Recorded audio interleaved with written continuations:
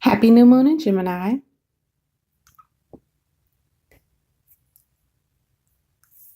I'm the Intuitive Empress at the Intuitive Empress on Instagram.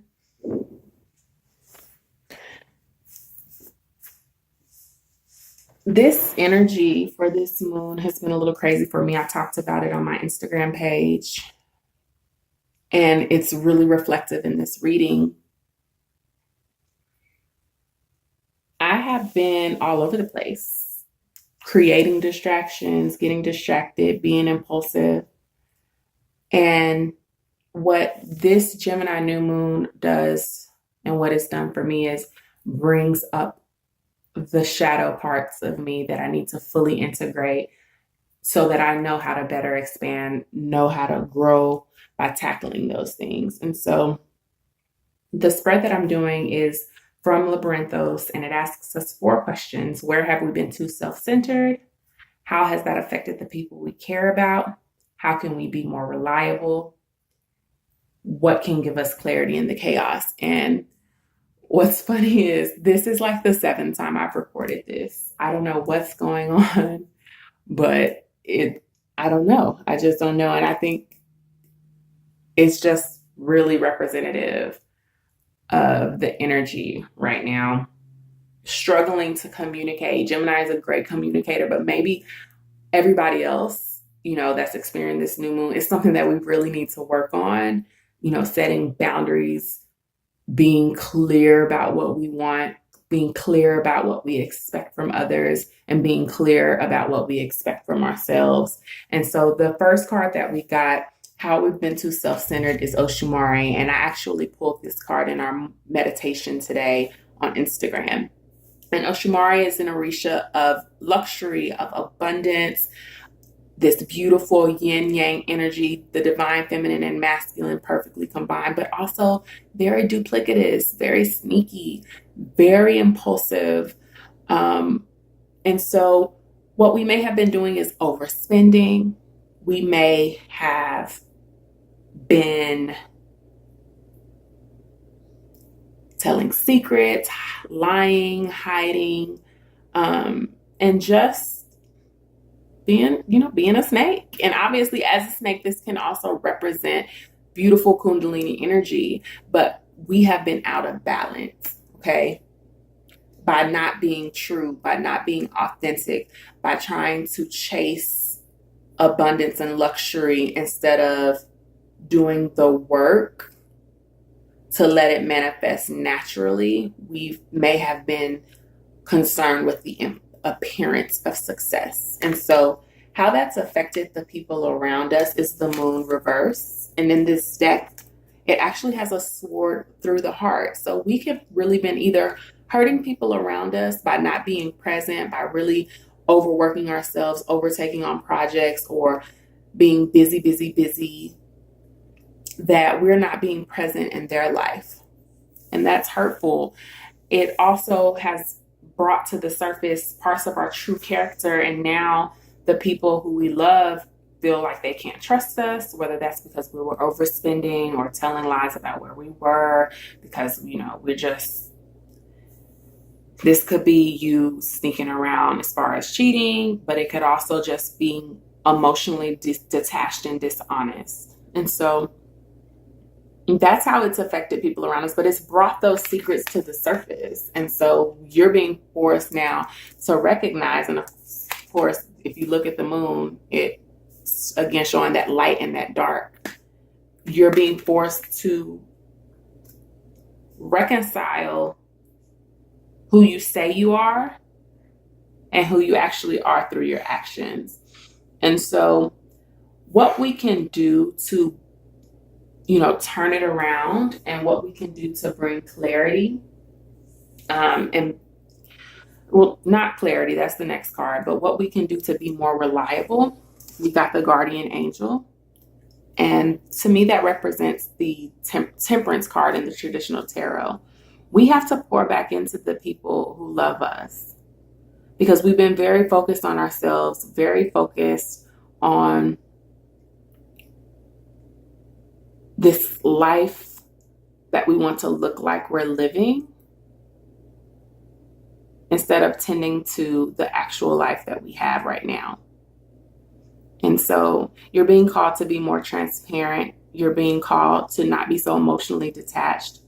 When I see this water pouring into the cup, expressing your love, expressing the things that you want, and just being open and being more communicative.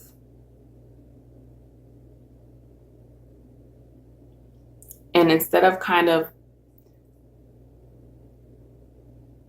doing things your way or the highway, being more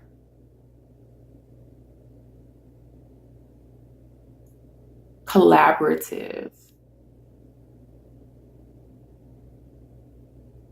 So you're having to show up for yourself and show up for the people that you're in community with.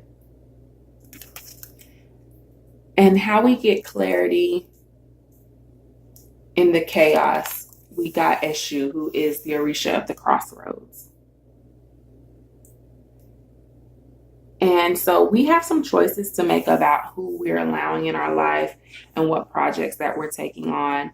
Because what it seems like is, because we're chasing this luxury and abundance, we have taken on a lot of things, but we actually don't know what we're doing or where we're going. And so what we need to do is pray for clarity.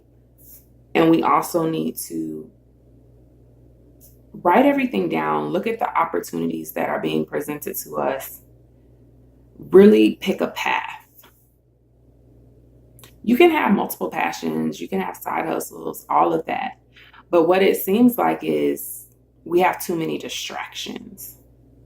And Eshu is extremely disciplined. And so right now you're being called to establish a routine for yourself. And that's how you're actually going to get the abundance. When you start living into the person you say you are. So you can't be a healer if you're not actually attending to people. You can't be, whatever job that you want, if it requires some type of certification. If you don't have it and you're not doing the work to get it, then you can't actually live into who you say you are. And once you start doing the things that you say you stand for, then the opportunities will start presenting themselves. And so that's what our guidance is to start living into the woman, into the man, to the person, into the human that we say that we are, by committing daily to those actions, eliminating the distractions, making yourself a priority, making healing this shadow part of you a priority. And I put up an affirmation on Instagram this morning that really fits well with this reading. And you can say it after me. I embrace duality and reject distractions. I ask for what I want with expectation. I welcome in new lessons and experiences that bring me clarity.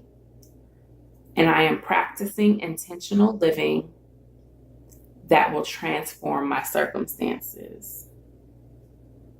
If you are all over the place, then it's time for you to refocus. And we're going to do that. We're going to get better. I'm a Cancer, and what I tend to do is, when other people's problems are presented to me, not clients, not the people that the function I'm supposed to be serving in, as a reader, as an oracle, I really feel like as a spiritual doula, but just people who come to me with no intention of any type of reciprocity. I'm just trying to fix everybody, fix everything, instead of attending to my own personal goals, my own personal dreams, my own personal business. So it's really time to pour back into yourself, pour back into the people who actually support you, eliminate distractions and eliminate illusions. Because right now you may be chasing illusions of abundance, comparing yourself to other people, buying things to make you think you look a certain way, instead of actually just doing the things that will bring you fulfillment.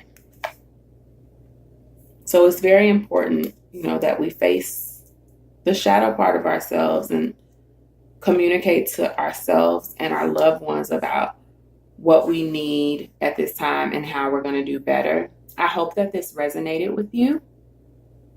It's actually been really hard for me to articulate this message, and I think that's because it was deeply personal, but also because Geminis are great communicators, and